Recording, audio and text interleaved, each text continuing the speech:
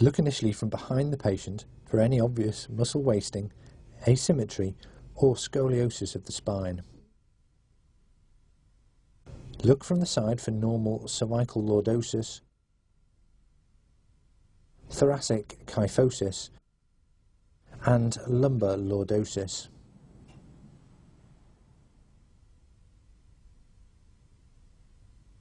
I'm just going to feel down the back. Let me know if there's any pain. Feel down the spinal processes.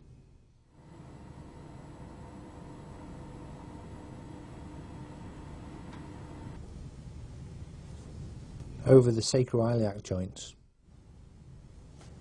And palpate the paraspinal muscles for any obvious tenderness.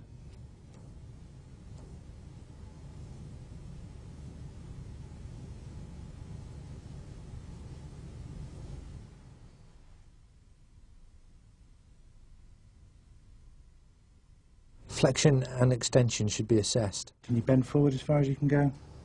2 or 3 fingers placed over the lumbar spine will move apart and then together during flexion and then extension.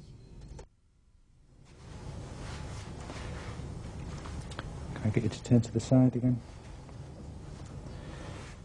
Lateral flexion is assessed by asking the patient to run each hand down the outside of the adjacent leg in turn.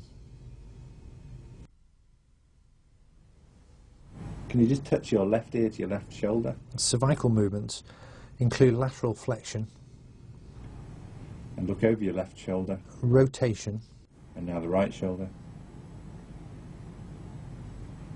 And can you put your chin on your chest? and full flexion And as far back as it'll go. and extension.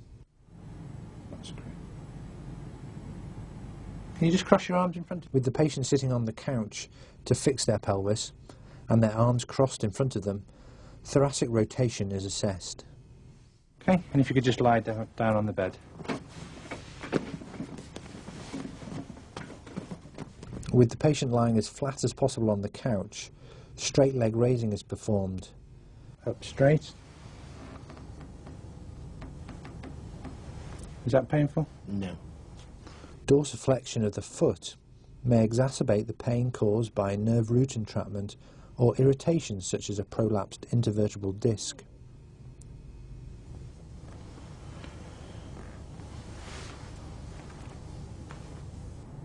A brief neurovascular examination, including the assessment of limb reflexes, dorsiflexion of the big toe, and assessment of peripheral pulses should be made. If there has been any indication of abnormality from the history, a full neurological and vascular examination, including sensation, tone and power, should also be performed.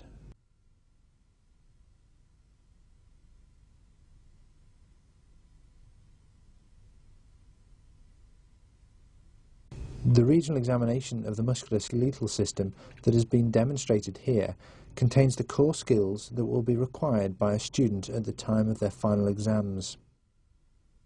These video clips should be used in conjunction with guided clinical teaching. It is only through real-life clinical practice that confidence in musculoskeletal examination can be improved. It's intended that the core skills presented here will be built upon in subsequent postgraduate years and tailored to the specialty each medical student eventually chooses.